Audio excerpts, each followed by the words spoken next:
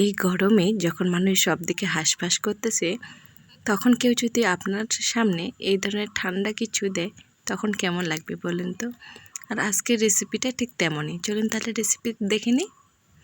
এই জন্য প্রথমে আমি এখানে একটা বোল নিয়েছি পরিষ্কার, আর এরপর এখানে আমি দিয়ে দিব ঠান্ডা দুধ। এটা দুধ হচ্ছে ঠান্ডা, আমি এটা আগে ভালো করে জাল করে নিয়েছিলাম, তারপরে ফ্রিজে রেখে দিয়েছি।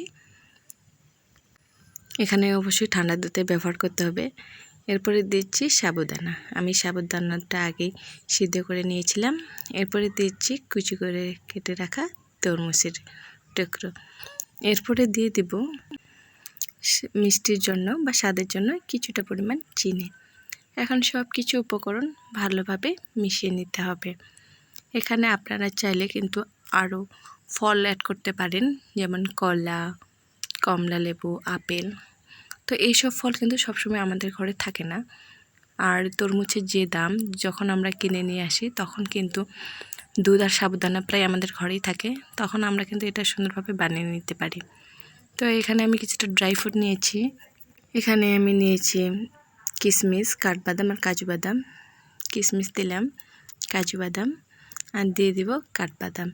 এখন সব কিছু উপকরণ ভালোভাবে মিশিয়ে নিতে হবে। এই যে এটা মেশানো কিন্তু খুবই সহজ, খুব তাড়াতাড়ি মিশে যায়। এরপর আমি যেটা দিব সেটা হচ্ছে বরফের টুকরো। এখানে আমি কিছুটা পরিমাণ বরফের টুকরো দিয়েছি। আমার মেশানো প্রায় হয়ে গেছে। এখন পরিবেশন করার পালা। চলুন তাহলে পরিবেশন করি। ঠান্ডা ঠান্ডা। এরপর আমি এখানে 3টে গ্লাস নিয়েছি। এরপর আমি এক এক করে এখানে সবগুলাই দিয়ে দেব। এই যে দিয়ে দিছি। এখন উপরেটা ডেকোরেশন করার জন্য আমি ড্রাই ফ্রুটে কিছুটা রেখে দিয়েছিলাম, সেটা উপর থেকে এখন আমি দিয়ে দেব। এরপরে উপরে কিছুটা পরিমাণ পুদিনা পাতা দিয়েছি সৌন্দর্যের জন্য। এই যে আমার রেডি হয়ে গেছে। যে কাউকে যদি আপনি এটা ঠান্ডা ঠান্ডা পরিবেশন করেন, সে অবশ্যই আপনার প্রশংসা করবে।